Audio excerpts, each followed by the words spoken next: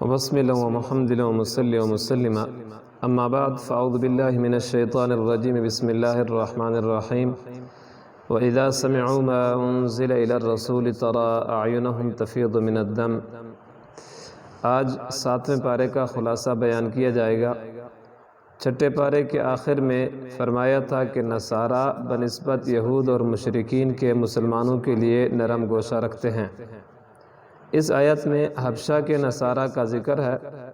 جب مسلمان حبشہ کی طرف ہجرت کر کے تشریف لے گئے، نصارہ نے حضرت جعفر طیار رضی اللہ تعالیٰ عنہ کی مبارک زبان سے قرآن سنا تو ان کے آنسو جاری ہو گئے۔ آگے اللہ تعالیٰ نے اس پارے کے اندر حلال اور حرام چیزوں کا ذکر کیا۔ یا ایھا الذین آمنوا لا تحرموا طیبات ما احل اللہ لکم۔ یہاں پہ ایک ضابطہ بیان کیا گیا کہ کوئی بھی چیز خواہ وہ کھانے پینے، پہننے یا منکوحات کی قسم ہو، حلال یا حرام قرار دینے کا اختیار صرف اللہ تعالیٰ کو ہے۔ مسلمانوں کو حکم دیا کہ جن چیزوں کو حلال قرار دیا گیا ہے نہ تو تم ان کو حرام قرار دو اور نہ ہی ان کے استعمال سے گریز کرو، بلکہ حلال اور پاکیزہ چیزیں ہیں، انہیں استعمال کرو۔ آگے قسم کی چند صورتیں اور ان کے احکام ذکر کیے۔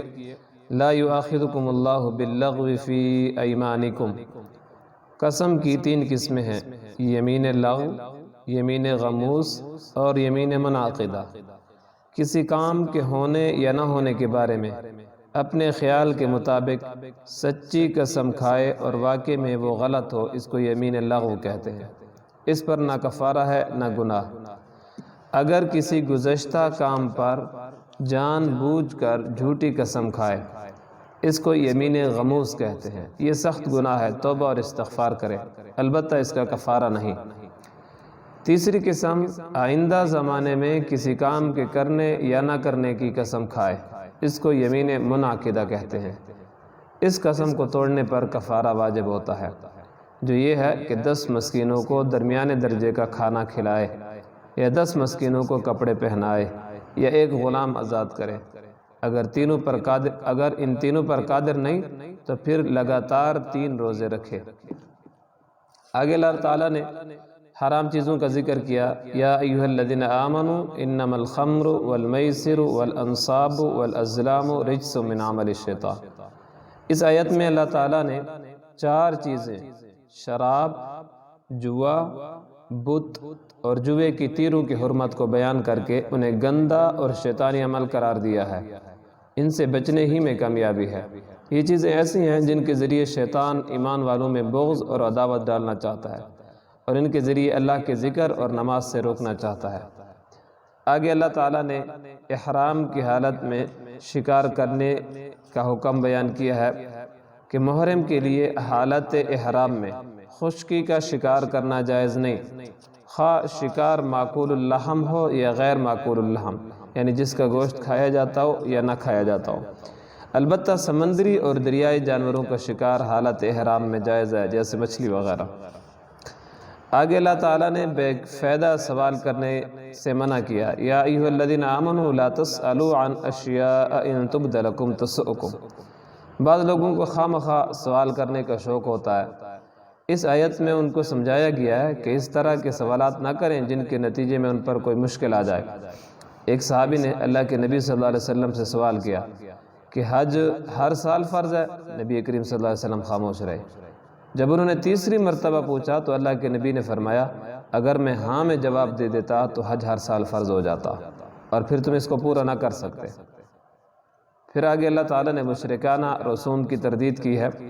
ما جعل اللہ من بحیرۃ ولا سائبۃ ولا وصیلۃ ولا حام۔ مشرکین نے اپنے طور پر کچھ جانوروں کو حرام قرار دیا تھا، مثلا بحیرہ، سائبہ اور وسیلہ اور حام۔ تو اللہ تعالیٰ نے ان کی اس رسم بد کی تردید فرمائی کہ اللہ تعالیٰ نے ان میں سے کسی جانور کو بھی حرام قرار نہیں دیا۔ پھر اللہ تعالیٰ نے آگے ذکر کیا، یوم یجمع اللہ الرسل فیقول ماذا اجبتم قالوا لا علم لنا انک انت علام الغیوب۔ قیامت کے دن میدان محشر میں تمام انبیاء علیہ السلام سے ان کی امتوں کے بارے میں سوال کیا جائے گا کہ جب آپ لوگوں نے اپنی اپنی امتوں کو اللہ اور اس کے دین کی طرف دعوت دی تو ان لوگوں نے آپ کو کیا جواب دیا؟ انبیاء علیہ السلام جواب میں کہیں گے کہ ہمیں ان کے ایمان و عمل کا کچھ علم نہیں، آپ ہی غیب کی چیزوں کی خبر رکھنے والے ہیں۔ آگے اللہ تعالیٰ نے ذکر کیا اذ قال الحواریون یا عیسی ابن مریم هل يستطيع ربك ان ينزل علينا مائدة من السماء۔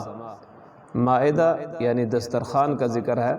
حضرت عیسیٰ علیہ السلام نے اپنی قوم کے مطالبے پر اللہ تعالیٰ سے دعا مانگی تو اللہ تعالیٰ نے وعدہ فرمایا کہ ٹھیک ہے ہم دسترخوان اتاریں گے، لیکن اگر اس کے باوجود بھی کوئی نہ مانا تو پھر ہم بہت سخت سزا دیں گے۔ آگے اللہ تعالیٰ نے حضرت عیسیٰ علیہ السلام اور مریم علیہ السلام کے الہ ہونے کی نفی کی ہے۔ اذ قال اللہ یا عیسی ابن مریم اانت قلت للناس اتخذونی و امی الہین من دون اللہ۔ قیامت کے دن اللہ تعالیٰ حضرت عیسیٰ علیہ السلام سے سوال کریں گے کہ اے عیسیٰ کیا تم نے لوگوں سے کہا تھا کہ مجھے اور میری والدہ کو اللہ کے سوا معبود مانو؟ جواب میں حضرت عیسیٰ علیہ السلام فرمائیں گے اللہ جی آپ کی ذات پاک ہے، ایسی بات تو میرے لیے مناسب ہی نہیں جس کے کہنے کا مجھے حق نہ ہو۔ آگے اللہ تعالیٰ نے ان تعذبہم فإنہم عبادک وإن تغفر لہم فإنک انت العزیز الحکیم۔ یہاں پہ مختاریات باری تعالیٰ کو ذکر کیا گیا ہے۔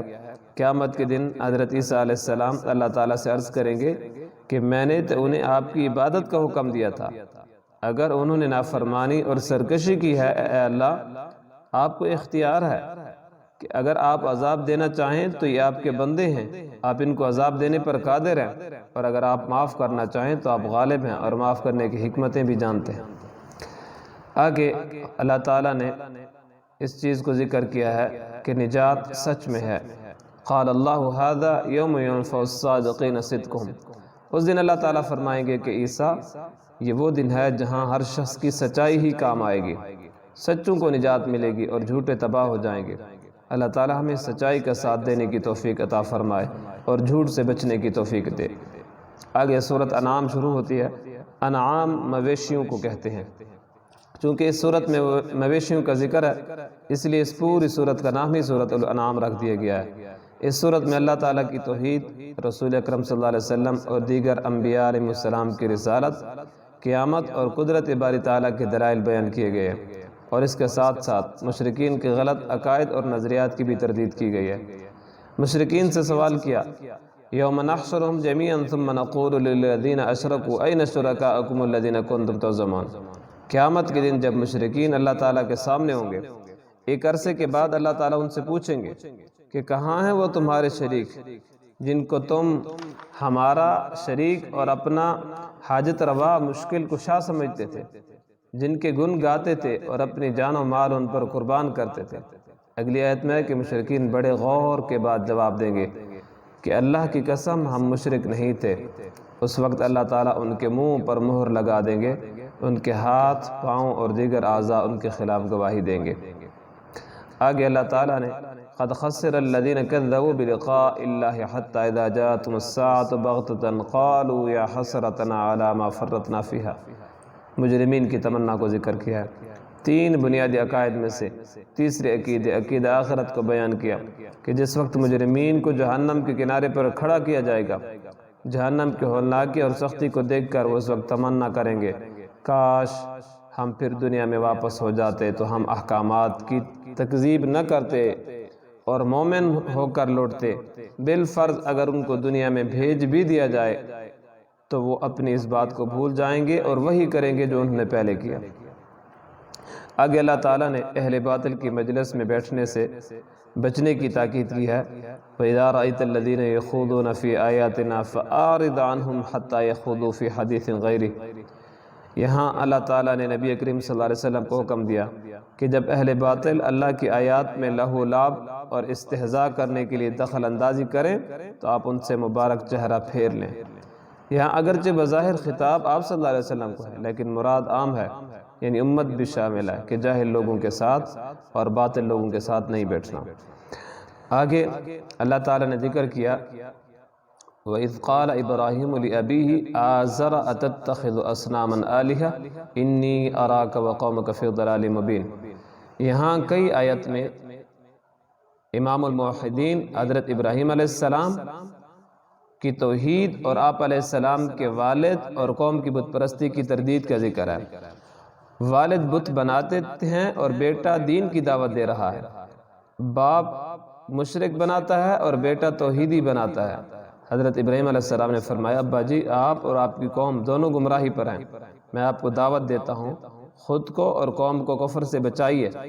پھر حضرت ابراہیم علیہ السلام نے اپنی قوم کو دلائل کے ساتھ سمجھایا اور ان کی ستارہ پرستی کی تردید فرمائی جو یہ ستاروں کو پوجتے تھے۔ آگے اللہ تعالیٰ نے 18 انبیاء علیہ السلام کا ذکر کیا، وَتِلْكَ حُجَّتُنَا آتَيْنَاهَا إِبْرَاهِيمَ عَلَىٰ قَوْمٍ نَرْفَعُ دَرَجَاتٍ مَن نَشَاءُ۔ یہاں اللہ تعالیٰ نے 18 انبیاء علیہ السلام کا یکجا ذکر کیا ہے۔ اس قدر انبیاء علیہ السلام کا ذکر اس صورت کے علاوہ کسی اور صورت میں نہیں ہے۔ ان کی اسماء مبارکہ یہ ہیں: حضرت ابراہیم، حضرت اسحاق، حضرت یعقوب، حضرت نوح، حضرت داؤد، حضرت سلیمان، حضرت ایوب، حضرت یوسف، حضرت موسیٰ، حضرت ہارون، حضرت زکریا، حضرت یحییٰ، حضرت عیسیٰ، حضرت الیاس، حضرت اسماعیل، حضرت یسع، حضرت یونس، حضرت لوط علیہم السلام۔ ہمیں حکم دیا گیا ہے کہ ان کے نقش قدم پر چلو، ان کی ہدایت پر عمل کرو۔ اس کا مطلب یہ ہے کہ جو تعلیمات تمام انبیاء علیہ السلام کے درمیان قدر مشترک ہیں، جیسے عقائد میں سے عقیدہ توحید، عقیدہ رسالت اور عبادات میں سے صدقات، دیانت، سچائی، ایفاء عہد، حقوق کی ادائیگی وغیرہ، ان پر چلو۔ اگرچہ احکام کی تفصیل تبدیل ہوتی رہتی ہے، لیکن بنیادی باتیں تمام انبیاء کی شریعت میں ایک جیسی رہی ہیں۔ آگے اللہ تعالیٰ نے اپنی خداوندی ذات اور صفات پر دلائل پیش کیے ہیں۔